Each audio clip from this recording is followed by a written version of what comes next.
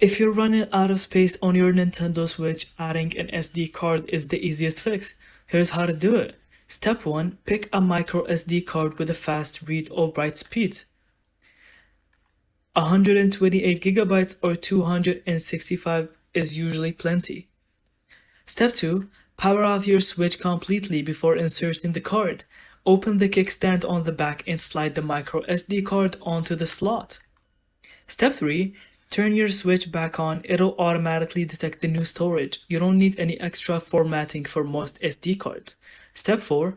Go to System Settings, Data Management to check that your Switch recognizes the full storage. You can also move existing game data to the SD card for free internal space. Do this and you'll have extra space for all your games and updates on your Switch. Thank you so much for watching. I hope you found this video helpful.